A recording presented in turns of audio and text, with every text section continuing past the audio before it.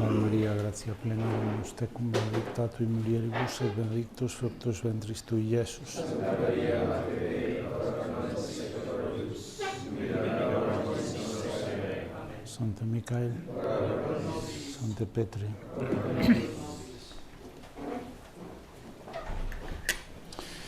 Okay, yesterday we tried to present from a more theoretical point of view what are the two main approaches to the life of people, to the moral life, also to spiritual life, which is part of the moral life. And okay, we tried to see these 2 points of view and the consequences that this can have for formation. We were not very much explicit in this, but I think many things are obvious. Then we talked about virtues and how so we didn't develop all these things because we had no time, no? But how voluntarism affects our idea and the role of the ultimate end in our lives, and how it changes the concept of virtue, making it a kind of burden, a kind of things that you have to live, even if it's unpleasant, for very good reasons, no? Because in the end you will be given a prize or whatever, but not because it's great in itself. No? And then instead, for St. Thomas, a virtuous person is a happy person. Is in what happiness consists, in the virtuous life. And virtues are the qualities that allow you to become contemplative. Of course, there's need of the grace. There is not only human virtues for contemplation, for supernatural contemplation. For natural contemplation, okay, there are many people that use contemplative, the intelligence, the reason, and are not Christians. Okay, but okay, and then we just ended with a mention, which I didn't develop, and I just mentioned because of some question. It's interesting to reflect on this, but we don't have much time. But I mentioned the 2 dimensions of virtue. So the virtue gives us 2 things. So when I am temperate, for instance, temperance gives me 2 things. One is the intention, and one is the. So in the moral actions there are two main. So there are many actions, no, that the will and the reason do, but there are 2 more important, which is the intention and the election. The intention is the how can I say this in English? El querer de un fin. So when you want really an end, this is, you have an intention. And then the election is the choice of the means. No? You want the means that you think that realize, that make it possible that to reach that end. Okay? In the middle, so virtue gives me the 2 things. A right intention. When I am temperate, I always want to enjoy pleasure as long as it is rational, so reasonable, but not more than that. Okay, and not less than that is reasonable. I have this intention, and this intention is the same for all of us. But the means that realize that intention are different. Okay, because maybe for some of us, it's reasonable to eat more than others, no? Or it depends, no? If I have a bottle of champagne in my cabinet, no, in my room, and from time to time, this is a lack of temperance. But if I take champagne Christmas Day, or in a reception in the embassy or whatever in other circumstances, is reasonable, but it's not reasonable in others. So it depends on the circumstances that you have to judge, and it depends also on the persons, on the different persons. So virtue means, in the intentional level, exactly the same for everyone. So when I want to be temperate, I want exactly the same as you, when you want to be temperate. But the action that realizes, that makes through here and now, the temperance can vary, can be different. Okay, that's why we need a reflection, we need a reasoning, and this is the role of prudence. Prudence starts from a good intention, and if you don't have a good intention, forget about it. Maybe you leave the right means, but it's just by chance. But it's not a virtuous act. But if you don't have this intention, if you don't want to leave poverty, even if you respect all the criteria, and you submit the expense account, you consult, you turn in your salary, and you consult your expenses, you turn in, you give the gifts, etc. If you don't want to leave poverty, you are not forming poverty. You are not poverty, because poverty, for instance, is not just a list of things that you have to respect. So if you don't respect this, you are not living poverty according to the spirit of Opus Dei. But it's not only that; it's a general attitude of the soul that wants to be detached, to be able to reach God, to contemplate, etc. If you don't want this, these same things are useless. So you need the intentional dimension of virtue. If not this, you are not doing this out of virtue, because if you had the virtue, you would also want poverty, want temperance, justice, etc. No, okay. It's clear. No, the act that makes justice to people can be a consequence of you wanting to be just, or you just making something that in itself is just for other reasons. No. But this is not an act of virtue, of justice, even if the act is according to justice, but it's not a virtuous act. You need the two dimensions. And if one of them is missing, it shows that you don't have the virtue, that this act is not virtuous. Okay, and the same, no, if you have the intention, but then you don't put in practice the means, you don't have the virtue too. Okay. So that reasoning is very important. This is the role of prudence. And the role of prudence, Pieper says something that I like very much. That is, prudence is knowing reality and being able to transform that knowledge in action. This is prudence. So the first thing is to understand. Who am I? Where I am? What this thing is about? To understand, to know reality. It's not to live virtuously. You don't have to close an eye for a very good reason. No. You have to open your eyes and to understand really what this is about. And then being able to transform in action, to conclude this situation requires from me this action. Okay, to omit this thing or to do this thing. Okay, and I am able to do it. This is prudence. Okay? Okay, then, sorry, because I am going already beyond what I wanted to say. I wanted to underline the importance of the intentional dimension of virtues. We have seen recently the priests in the Collatio we had this month, at least in our area.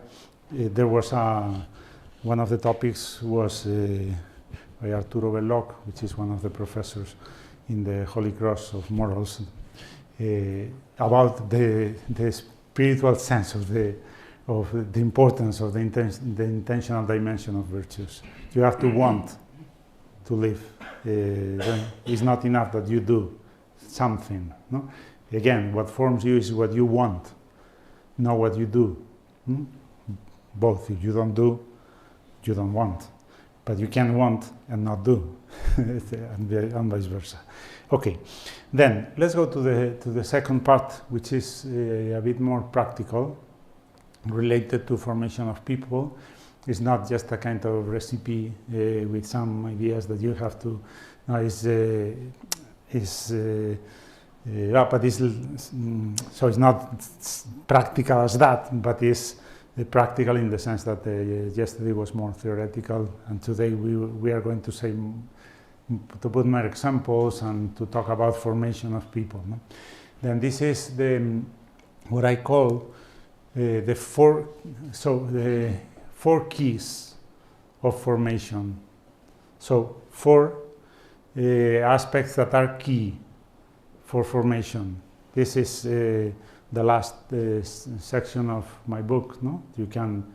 So I am going to say something that I'm going to say mostly what is in the book, but I am going to use examples and things that experiences that are not in the book. No? Okay, the 4 are, I identify each one of them.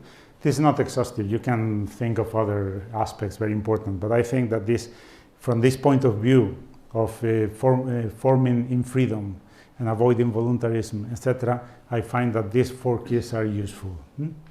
I identify each one of them with one word. 3 of them are very clear. No? When I say this word, you understand perfectly what I mean. The 3rd, you understand what the word means, but maybe not what I want to express, but I will develop it. Initiative, convictions, perspective. This is the one that, what do you mean by perspective in this context? No, but I will tell later. So, initiative, convictions, perspective, and affection. These are 4 very important things. We are going to develop the second and the third. The second is the longest. No? I will talk a lot. No? Then the third. The first and the fourth are more. So we talk about these 4, and then I make a summary of everything with 3 ideas, and that's it for today. And we finished this section. So, initiative. Initiative, I start reading quotation by our father in conversation, in an interview, etc. He says, spiritual guidance should not be used to turn people into beings with no judgment of their own, who limit themselves to carrying out mechanically what others tell them. On the contrary, it should tend to develop men with their own Christian standards. Okay, this connects with what we were saying yesterday. What forms me? What forms me is my decisions, which means that freedom is very important, because the decisions are free decisions, are free choices. And this is what forms me. The decisions of others don't form me at all unless I make them my own. Then, and if I make them my own, they form me because they are mine, not because they are others. This doesn't mean that others, that you are autosufficient, no, self-sufficient. No, you always need others, but they don't replace you. They are helping you, and you don't replace others. You are helping them to take the initiative, and the initiative should be theirs. And it's very important that the initiative is of everyone. So we form people to take the initiative in their interior lives. Of course, when a guy has recently converted or whistled recently, etc., it's like a baby recently born, etc., a very young child. So a mother holds him, no? When he walks. Then later, but this is not to be like that all the time. Later, she just takes his hand, no? And later, he just walks alone, and the mother has an eye on him. And later, he walks on his own, no? So and the same in spiritual life. At the beginning, you have to be very explicit and very specific in many things for him. But the goal is not that you form a person that is always depending on you, but the person that knows how to move in life and don't need to call all the time to see what is good for him to do. Remember in the Roman College 20 years ago, Roman College of the Women, 20 years ago, we were working with this, no? In fact, I was developing all this, and the local council, I think I can say this, grasped very well these ideas, and they were doing fantastically well. And that you could notice in people, no? That people, 20 years ago, no? That they come at the end of the Roman College and say, so I am so happy for going back to my region, because but so happy of having come here. I have learned what freedom is here. I thought I was coming to a, but I learned what freedom is. I learned here. So, wow. Okay, but in those years, a person, one of them that was older than average, no? So she has experience of life already, no? And she is doing now a wonderful job. I'm not going to say where, or but so she had more experience than others. After 3 months in the Roman College, he came. I was the spiritual director, and she came and told me, I came to complain. So we have talked before. No, obviously from time to time we talk. I came to complain. To complain about what? About the local council. Why? No, because they don't tell me what to do. What do they tell you? They tell me to think about it. So think about it. No, but I prefer to be told. No, but it's much better if you think about it. We are going to help you, but it's much better if you think about it. No, but I have good dispositions. Estoy en buen plan. I have good dispositions. I prefer them to tell me. Okay, to have good dispositions means that I don't want to think, that I prefer that other people, and I am ready to do whatever I am told. But it's up to you. I delegate in you. No, but formation is not this. You don't have to develop also only. It's important. The ability of doing something that you are told, etc. But you have to develop the reasoning. You have to learn to govern your life, and it's your task. It's your life. Of course, we are here to help you and tell us what you think, and then we thought, okay, go ahead. Or no, I think if you do this, you will encounter this problem or this thing. Have you think that this could create these consequences, or we are going to help you, but you have to think about it. So we talked several times, of course, but at the end of this her first year in Rome, she came again and said about that we talked about 6 months ago. So much better like this. Of course. It doesn't mean that the help that you receive is not important. The help that you give is not important. It's very important, but you are not replacing the other guy. You are helping him to discern, to understand. You are helping him to understand. No? Okay.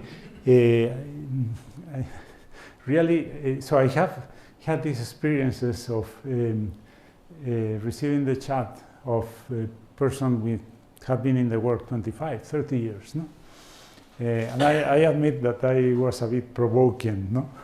Because you listen to his chat, for instance.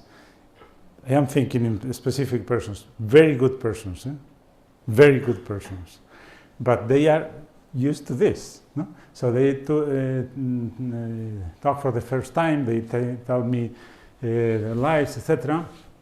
Okay, good. They are with the agenda or the book, notebook, etc. Look at you. Okay, you can. No, but what? So tell me something. What should I do this week? And I said, I don't know. So you tell me. You tell me. No, but what would you like to struggle in? What is your goal? What are your goals for this period? Oh no, okay. So don't worry. Let's think about it. You think, and I will think. Next week we talk about this. What are your interests in your spiritual life now? So it's your life. No? Okay. And sometimes they get surprised at the beginning, no? Then eventually they like it, no? But Okay, but they are used to just to be told. No? Okay, but you have to involve him in it's his life. It's his life. You have to involve him in the thing, and he's the one. You are there to help him, but he's the one governing his own life. No? So it's not good that somebody thinks for me. It's good that they help me to think, but I am the one, and I take the responsibility, and I take the initiative. And then I have to think, I have to reflect, I have to fix goals for me. I have to make objectives and resolutions and have a plan for my life. We will talk about this later. So, and this initiative is something that we don't only have to respect, we have to foster the initiative of people. So it's their lives, no? And they are the ones governing them. So in that sense, I don't like very much something that probably all of us have heard. I understand what is behind, and what is behind is good, but not this way of saying things, which is not proper to the work. You find in every institution in the church, in every diocese, in every seminary, they say these kind of things. But I don't like to say that in the chat, we are told the will of God. Because this, strictly speaking, is not true. It's not true. Okay? Because if I am the one receiving the chat, what do I do? At the end, I give you my advices, and then I say, Verbum Domini, Deo gratias. If I am the one that have to tell you the will of God, so I am afraid of, so I die here because of the fear. No, okay. What is true is, instead of saying you are told the will, you are helped to discern the will of God, and this is true. If it's obvious that in some things I can't tell you the will of God. If you tell me that you are going to kill your neighbor because you are upset, I can tell you for sure that the will of God is that you don't kill him. Okay, in this, but there are other things that I don't know. So is I went, no, what do I do? I struggle in mortification or in presence of God? Okay, don't know, no?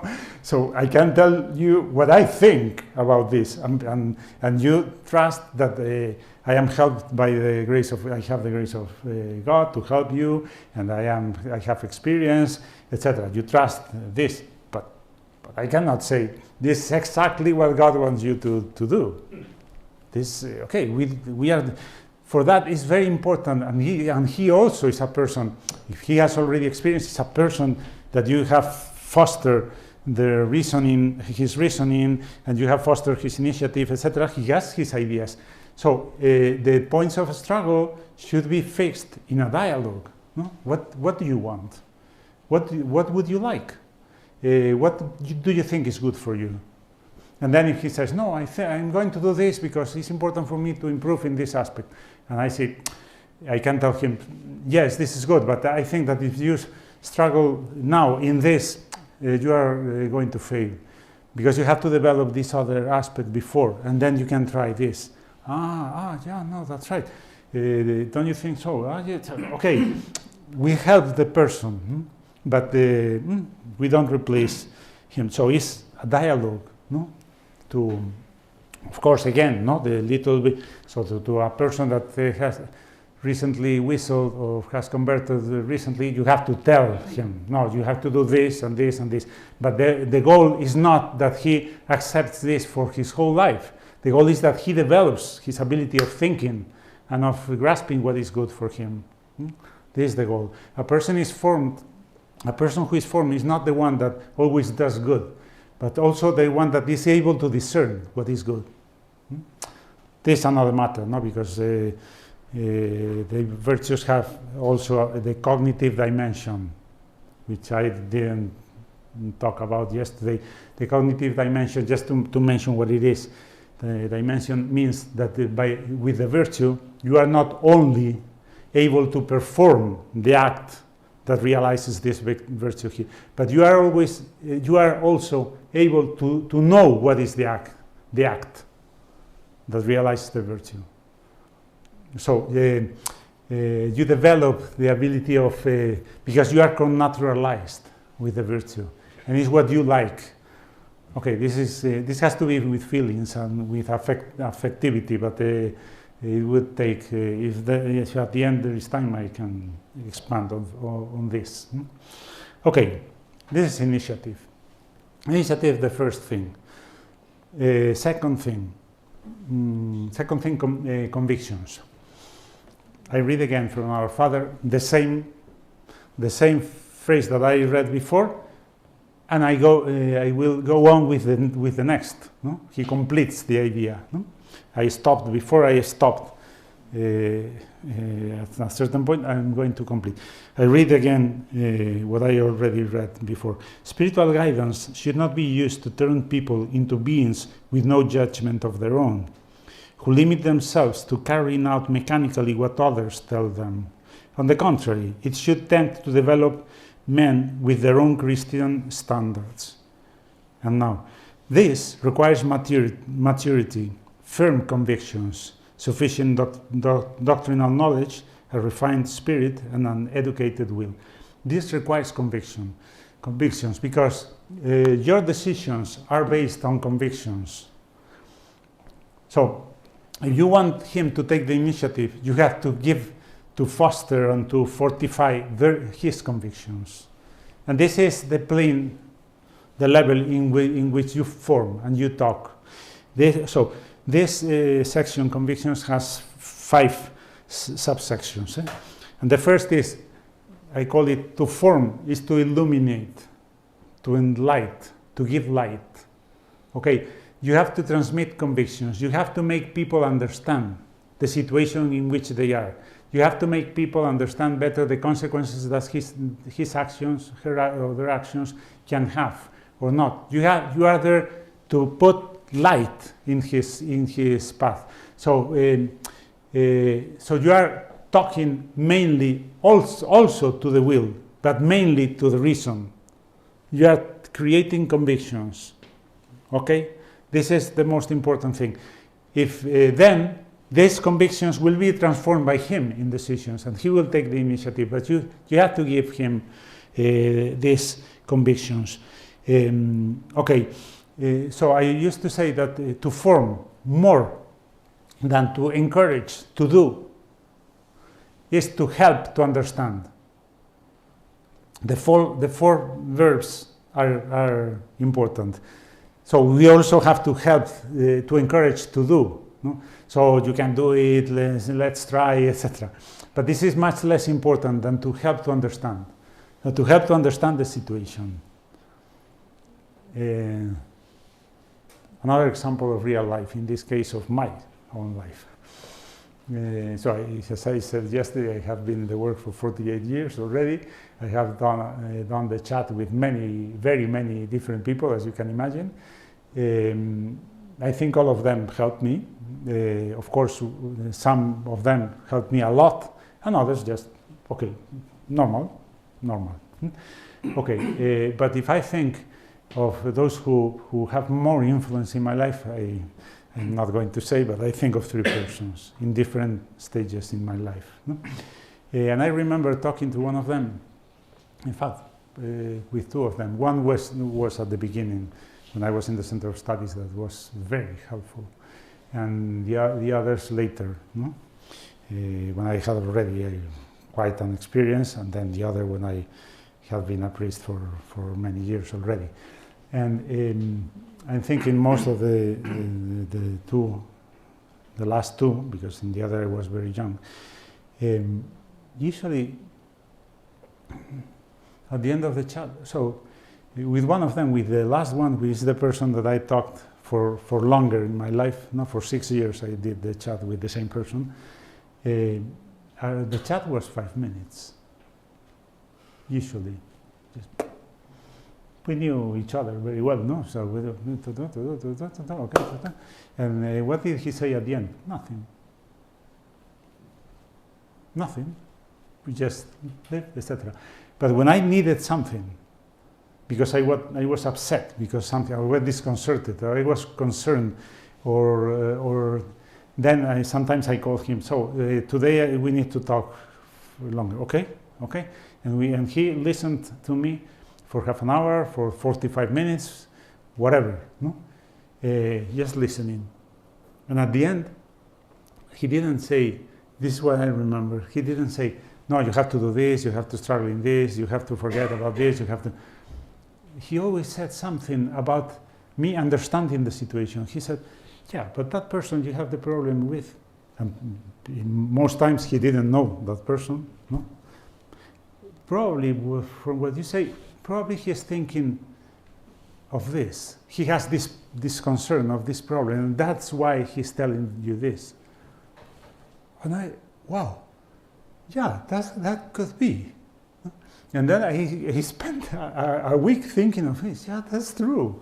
Okay, and this changes your approach to the problem. No? So he was not telling me things to do.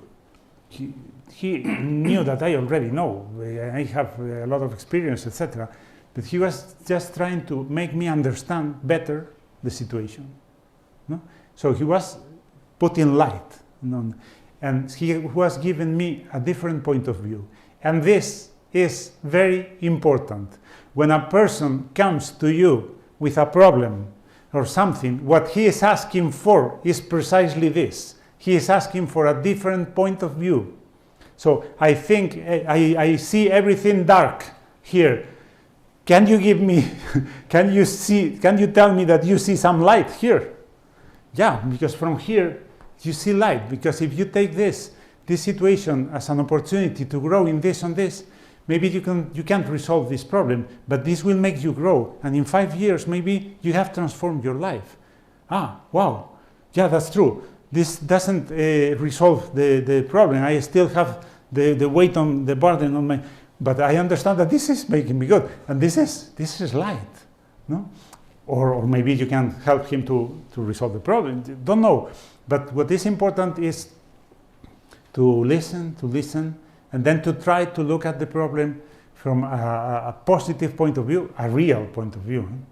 And that's then you understand that to form some people and to help some people in spiritual life is not to have him in front of you and you with a rope trying to, so come here.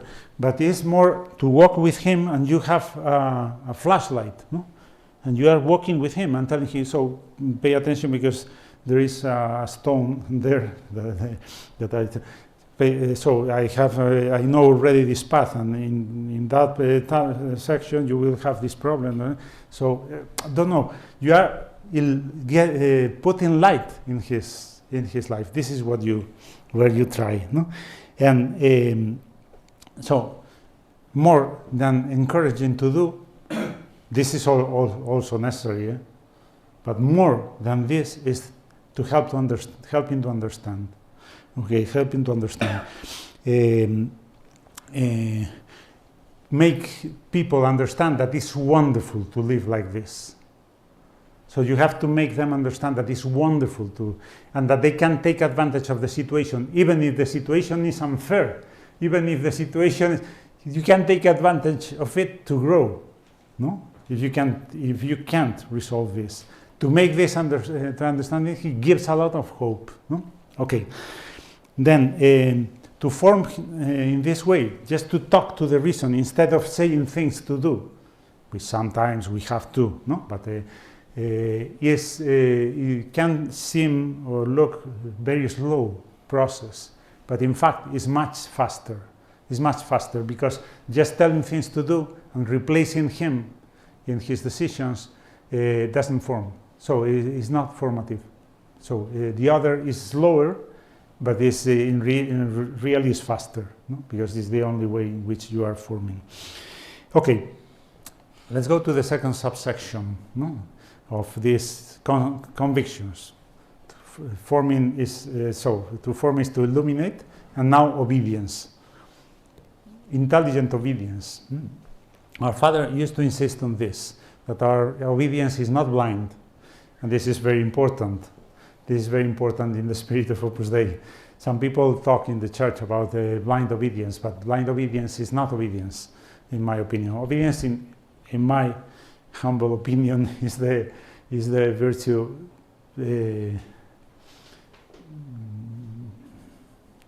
peor explicada. How can I say this?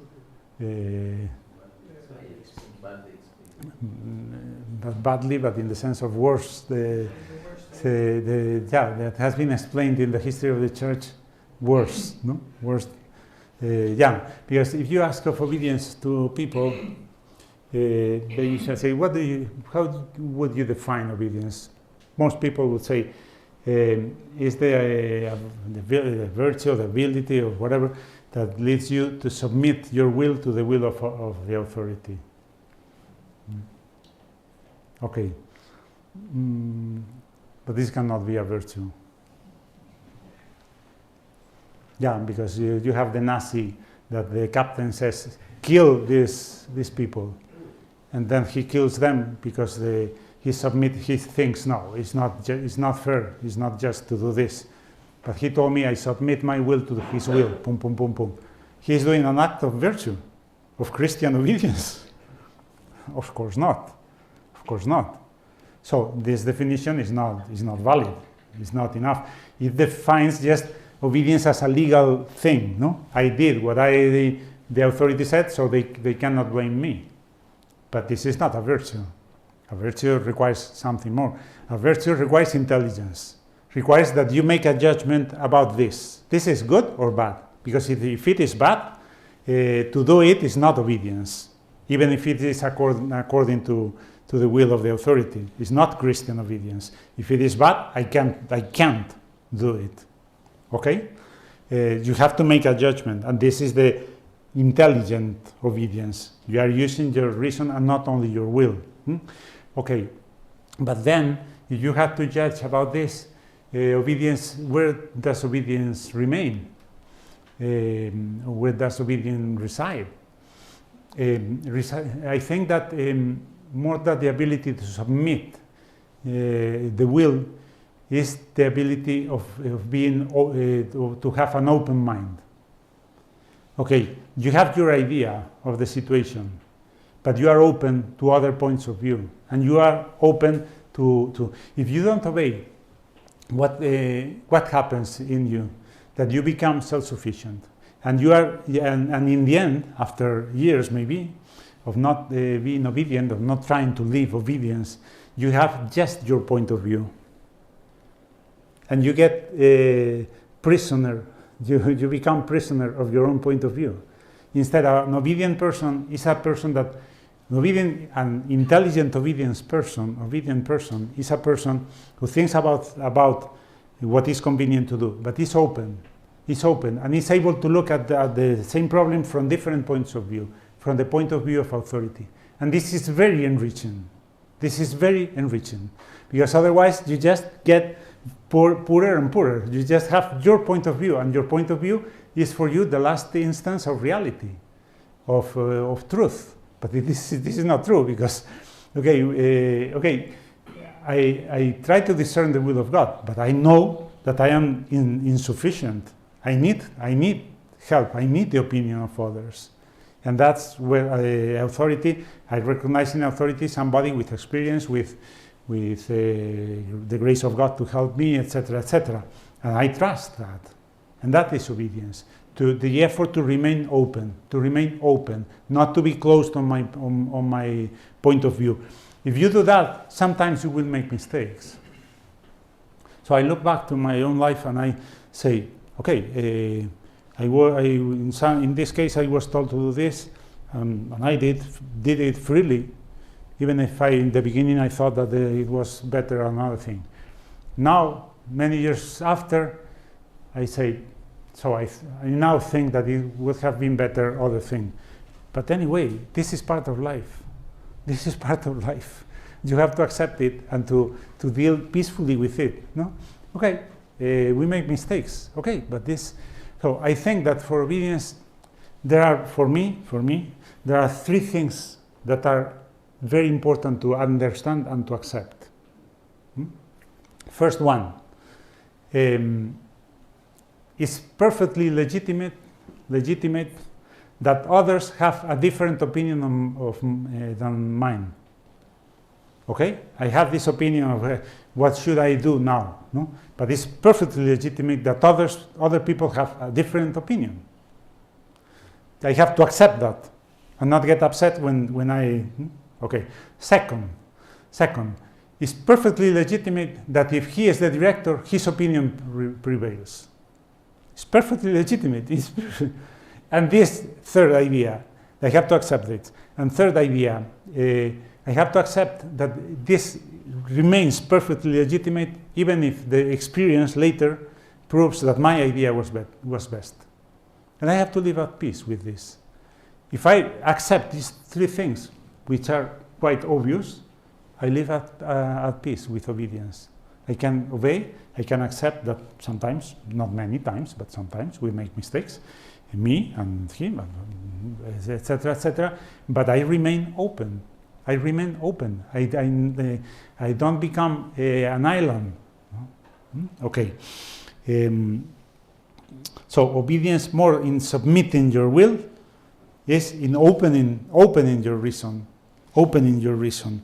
and okay, and it's not opposed to freedom, because what you yeah, I just recommend you to read number 17 of Christ is Passing By. It's the homily on Christmas, but it has a section in which our Father says incredible things about obedience. He doesn't develop them. He doesn't develop the ideas. But you say, he says something, for instance, he starts saying obedience now is not very much in fashion. But I love this virtue because I love freedom. Wow. Wow, this is a very different approach than the usual. Because you can say, so even although I love freedom, I love also obedience. No, but he says, no, because. So I love obedience because I love freedom. So if I don't love freedom, I would not love obedience. And if I don't love obedience, means that I don't love freedom. So okay, very interesting. And then he develops ideas. No, he doesn't develop very much, but he mentions some things. No? And okay, and one of the things he says is that I want to do the will of my Father, God. So obedience is understood in the perspective of divine filiation. Because I want to do the will of my Father, God. And obedience is about that. Obedience as a Christian virtue is not about doing what the authority is about, doing the will of God. But the will of God, I understand what it is with my reason, but with the help of others also. Because I realize, I accept, I admit that I am insufficient. So I need other people to give me light, to understand the will of God. But when I obey to God all the time. So read that. So if you read that number, you need to reflect, because the ideas are just mentioned and not developed. No? But anyway, it's very, very interesting. Okay, so if you don't want to do the will of God because you have your idea and you are already fixed, obedience makes no sense. So obedience makes sense when you say, so I want to do this, or I want to have this, or I want to, but more than this, I want to do what God wants. Then I have to reflect, and I have to, if it's an important thing, I have to listen to others, because maybe I am wrong. No, I want to do the will of God. No, if you don't want really to do the will of God, it's useless. The rest is useless. You can have many arguments or none, or the arguments of the others. The obedience is possible when you really want to live the will of God, no? To do the will of God. Okay. Third subsection. No? If we are talking to the reason more, not only, but more than to the will, and we are helping people to take the initiative, we have to help them to think in the practical way, because you have person with a very developed intelligence in the speculative, right, or the technical side. No, they resolve very well problems, but they don't have developed the practical reason, the reason that answers the question, what is for me convenient to do? No, okay, and then you have to help them to think better and better. No, and this, for instance, is the sense of consultations. So when 20 years ago, I started writing those things, etc. I wrote something about consultations, but I felt a bit ashamed because this is so obvious. But then I have experience then that for many people it's not so obvious. So sorry, but I am going to say it. But the consultations are a wonderful thing that we have in the world. We have the opportunity of consulting many things. Consultations is not an information. I am not telling you that I am going to do this. No. I am consulting you. So before I take the decision, I am consulting. I'm not informing. If you just give the thing decided, it's useless. No, this is not a consultation. But it's not asking for permission. Because I am the one in charge of my life, and I take the decisions, and my decisions form me. But I am precisely because I am very conscious of my decisions. I want when I consult, I am asking the point of view about the will of God from other person that has the grace of God to help and has the experience, etc. And I am asking for a relevant opinion for me to take the decision later. So, for instance, sorry for the example because it's very okay. We never do this in this way, no. But what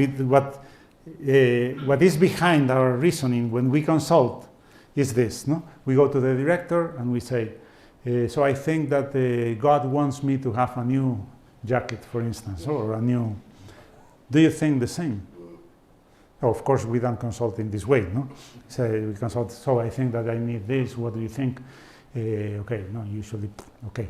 But what we are asking is, I think, so that's why I don't consult if I don't think God wants this to me.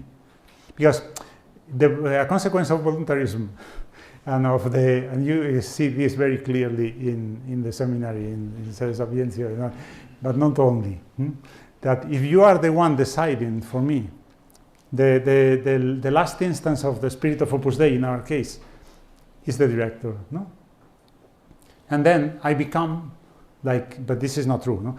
But then, if I believe this, I become like a kind of, a stream of wishes, aspirations, desires, etc. And I think I try them to pass through the filter, no? Let's see. No, I consult. Let's see if I get him distracted. Maybe he says, no, but this is very sad. This is very sad. It's so childish.